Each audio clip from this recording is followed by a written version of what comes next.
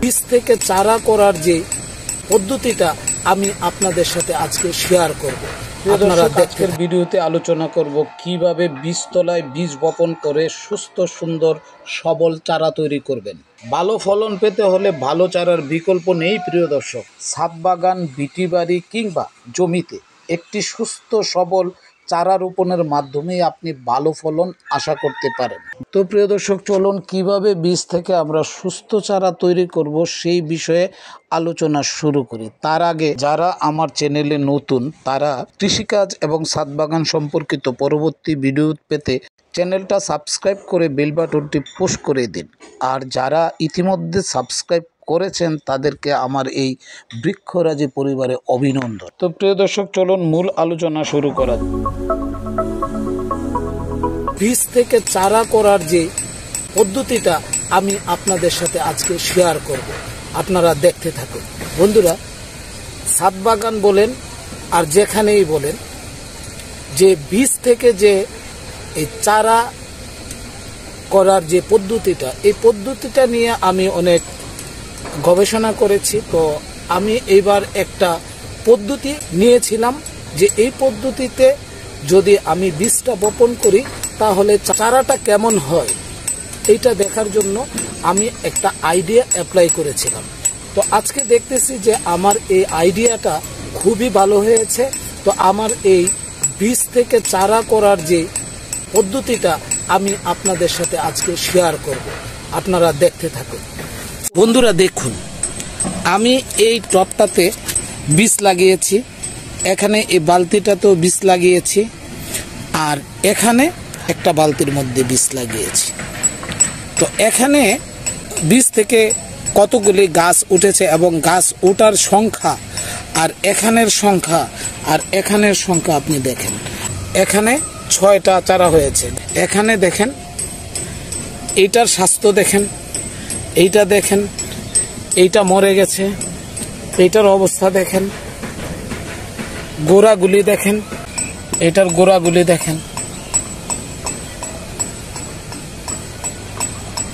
আমি আপনাদেরকে জিনিসটা বুঝাচ্ছি। তিনটা তিন রকম। কেন তিনটা তিন রকম?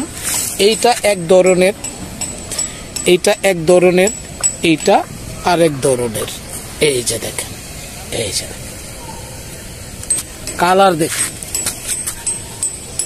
গাছের কালারগুলি দেখেন।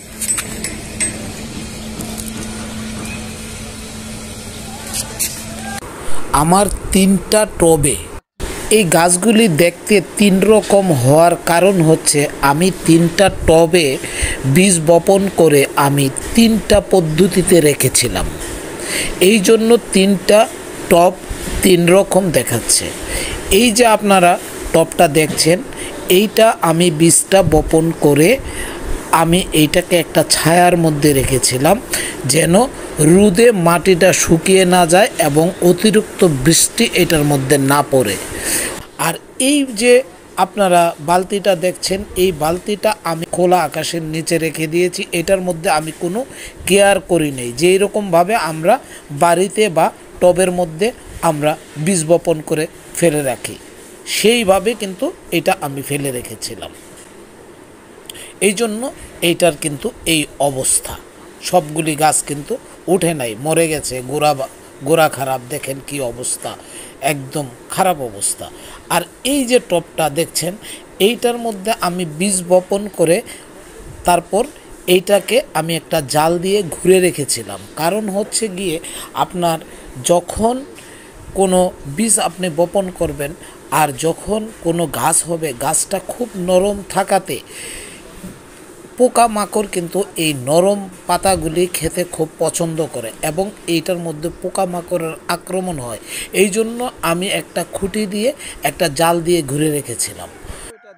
আপনারা চাইলে এইভাবে বীজ বপন করে দেখতে পারেন। প্রিয় দর্শক, বীজ থেকে চারা তৈরির যে বিষয়টা সেই বিষয়টা দেখানোই ছিল আজকের ভিডিওর মূল উদ্দেশ্য। প্রিয় দর্শক, আমি একটা পুরাতন ভিডিওর মাধ্যমে আপনাদেরকে এই বিষয়টা এখানে দেখালাম। তো প্রিয় দর্শক, আজকের এই ভিডিওটা এখানেই শেষ করব। ফিরবো নতুন কোনো ভিডিও নিয়ে। ততক্ষণ পর্যন্ত আপনারা ভালো থাকুন, সুস্থ থাকুন আর নিরাপদে পথ চলুন। আল্লাহ হাফেজ।